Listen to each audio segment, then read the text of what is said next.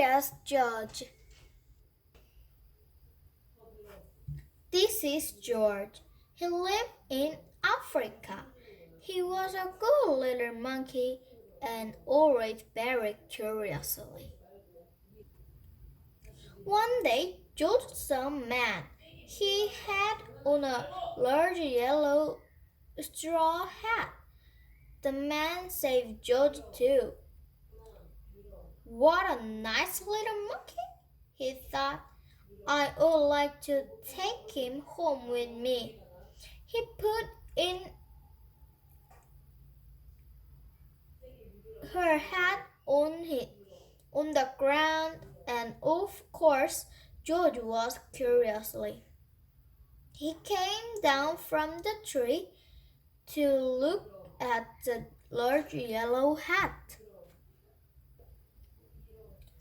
The hat had been on the man's hat.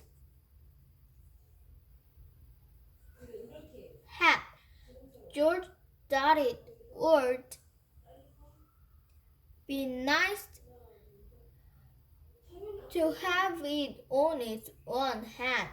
He picked up and put it on.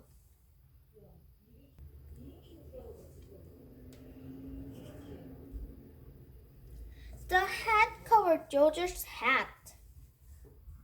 He couldn't see. The man picked up him quickly and popped into a bag. George was caught. The man with the big yellow hat put George into a little boat, and a sailor rowed them both across the water into a big ship. George was sad. But he was still a little curious.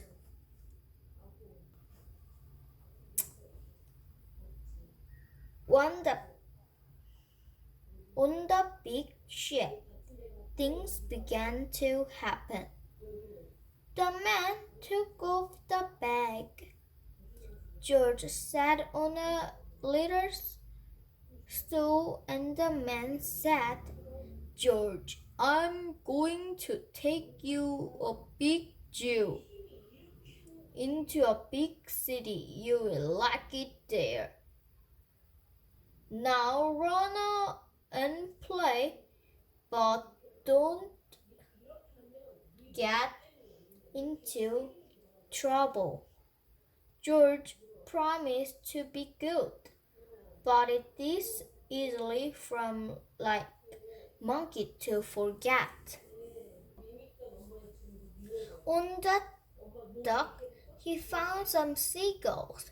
He wondered how they could fly. He was very curiously. Fine, he had to try.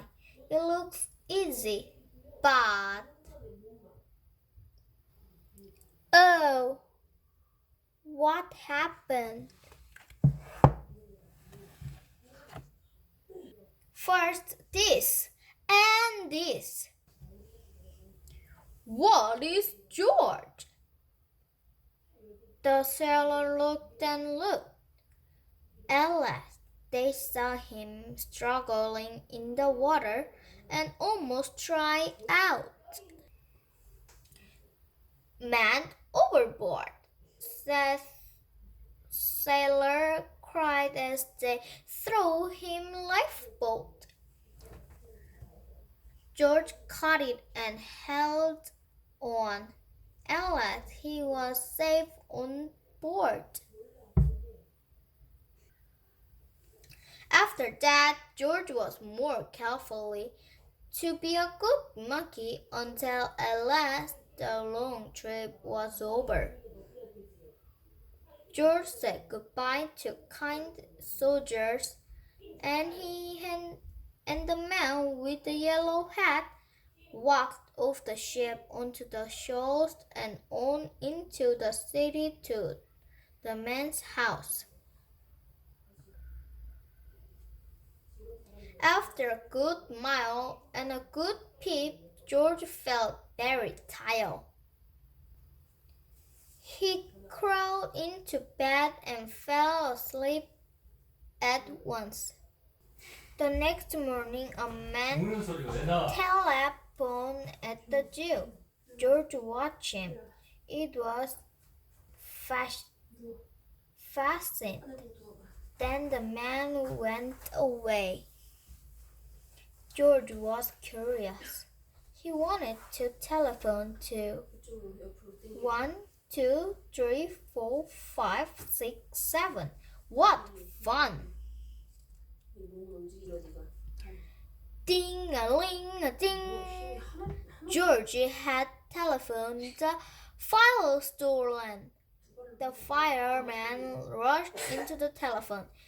Hello, hello, they said, but there was no answer. Then they looked for the island on the big map. They showed where the telephone call had come from. They didn't know it was George. They thought it was a real fire. Hurry, hurry, hurry! The fireman jumped onto the fire engines and onto the hook and ladders. Ding, ding, ding, ding. Everyone out of the way. Hurry, hurry, hurry!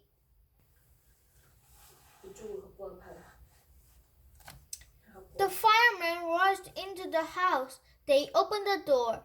No fire! Only a nasty little monkey. Oh, catch them! Catch him! They cried. George tried to run away. He almost did, but he got caught in the telephone wires, and a thin fireman caught one arm and a fat fireman caught the others. You pulled the fire this month, they said. We will have to shut you up where you can't do any more harm.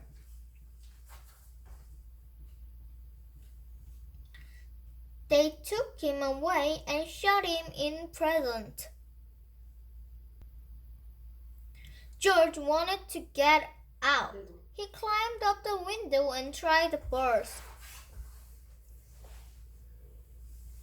Just then, the watchman came in. He got on the wooden bed to catch George, but it was too big and heavy. The bed tipped up and the watchman fell over and quacked as lightning. George ran out through the open door. He hurried through the building and out to the roof. And then he was lucky to be a monkey. Out he walked onto the telephone wires. Quickly and quickly over the girl's head, George walked away. He was free. Down in the street outside the prison wall stood a balloon man. A little girl bought a balloon for her brother. George watched. He was curious again.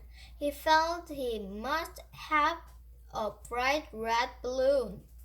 He reached over and tried to help himself, but instead of one balloon, her old bunch broke loose.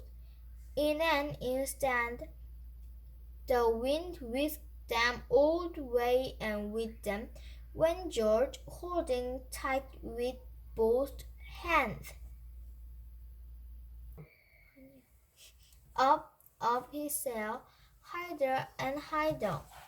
The house looked like a toy house, and the people like dolls.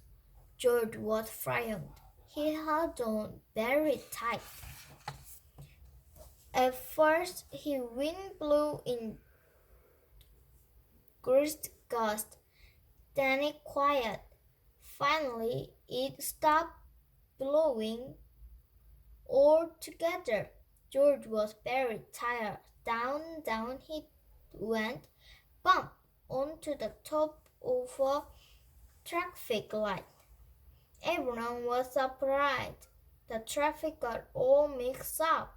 George didn't know what to do. And then he heard someone call, "George!" He looked down and saw his friend, the man with the big yellow hat. George was very happy. The man was happy too. George slid down the post, and the man with the big yellow hat put them under his arm. Then he patted the balloon man from the balloons. And then George and the man climbed into the car, and at last away they went to the zoo. What a nice place for George to live. The end.